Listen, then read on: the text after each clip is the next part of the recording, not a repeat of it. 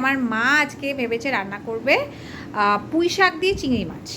তোমাদের আজকে দেখাবো যে আমার মা কিভাবে এই রান্নাটা করে। খুব বেসিক রেসিপি। কড়াইতে তেল দিলে ঠিক আছে।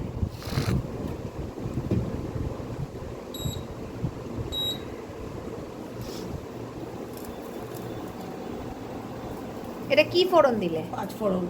পাঁচ ফোড়ন।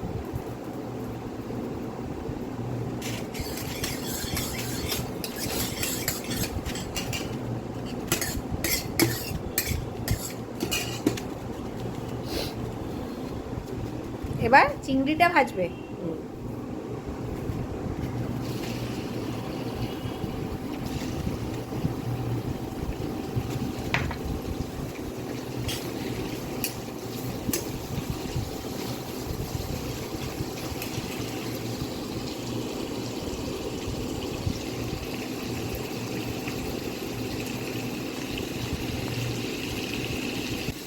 এই সময় যে নুন দিচ্ছ এটাই কি ফাইনাল? না না, তরকারির মধ্যে তো নুন পড়বে না। এখন মাছটা জাস্ট ভাজার মতো একটু তৈরি।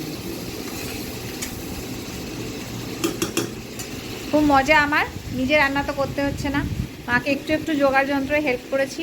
তাহলে মা হলুদ হলুদ মেশাবে, ঠিক আছে।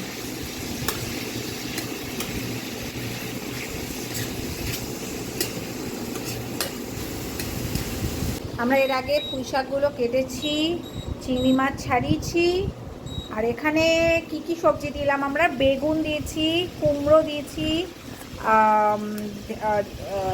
ঝিঙে, বেগুন, কুমড়ো, পুঁই শাক। ঝিঙে, বেগুন, কুমড়ো, পুঁই শাক, আলু। আলু।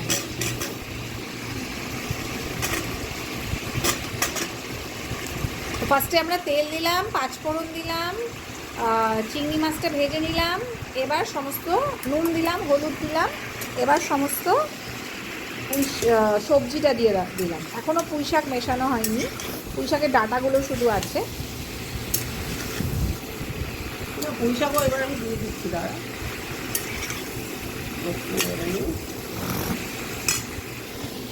এবার পুঁই শাকটাও দিয়ে দেবো।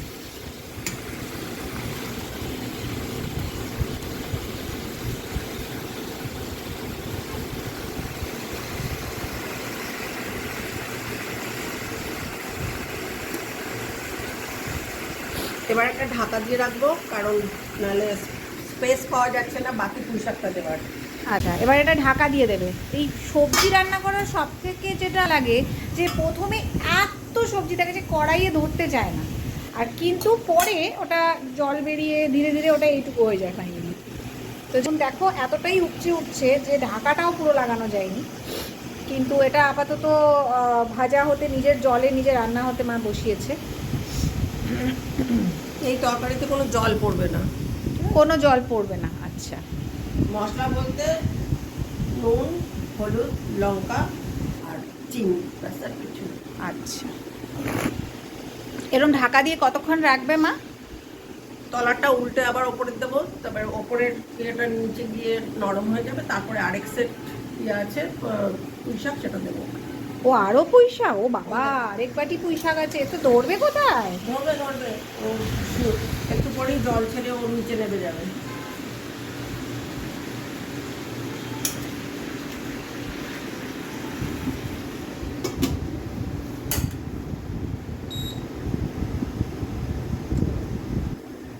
এটা এখন ঢাকা দিয়ে এটা নিজের জলেই নিজে হবে, তাই তো? আচ্ছা, আবার একবার মাঝখানে একটু নেড়ে নিতে হবে যাতে জিনিসটার সব দিক দিয়ে রান্নাটা হয়। তো মা ঢাকাটা সরিয়ে আবার একবার নেড়ে নিচ্ছে।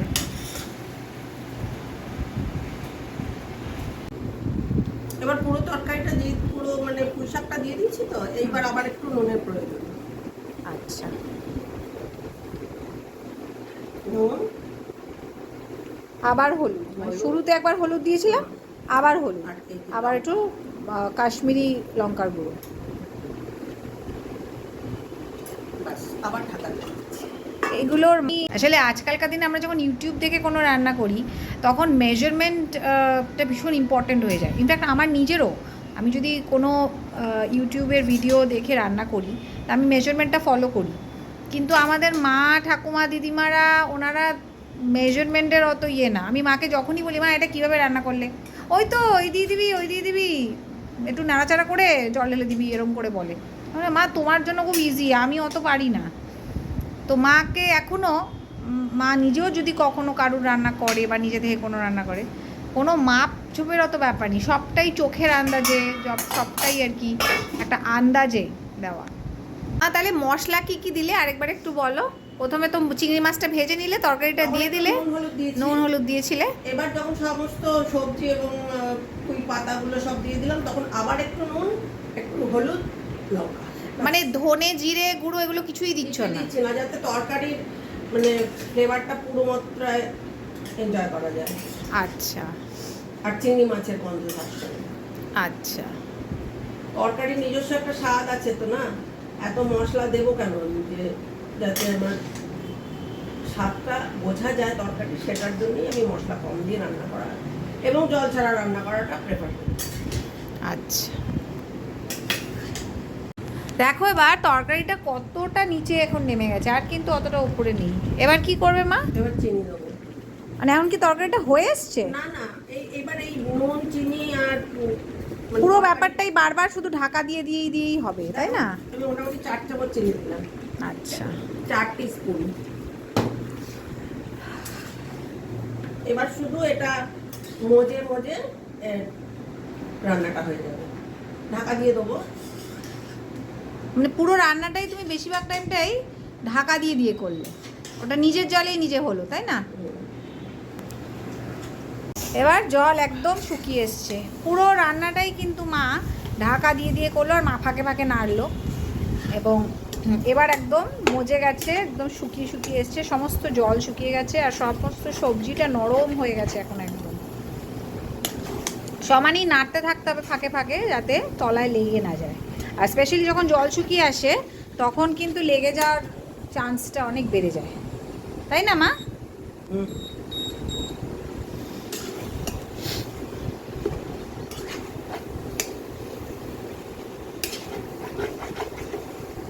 এখন কি হয়ে গেছে? আরো কি কোনো স্টেপ বাকি আছে? না, এবার শুধু একটু কাঁচা সরষের তেল উপর দিয়ে ছড়িয়ে দিলেই হয়ে যাবে। কাঁচা সরষের তেলটা কেন দেবে? ফ্লেভারটা ভালো হয়। এমনিতে পুরো রান্নাটা মা কোল্ড প্রেস সেসমি অয়েল দিয়ে করেছে, আমরা কোল্ড প্রেস সেসমি অয়েলটা ইউজ করি। এটা অবশ্য কোল্ড প্রেস নয়, এমনি কাচ্চিখানি।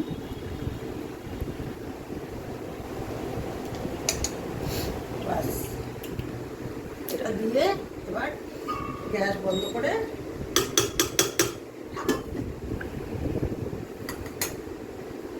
ঠিক আছে, চলো আবার খাওয়ার সময় দেখা হবে, যখন আমরা লাঞ্চ করতে বসবো।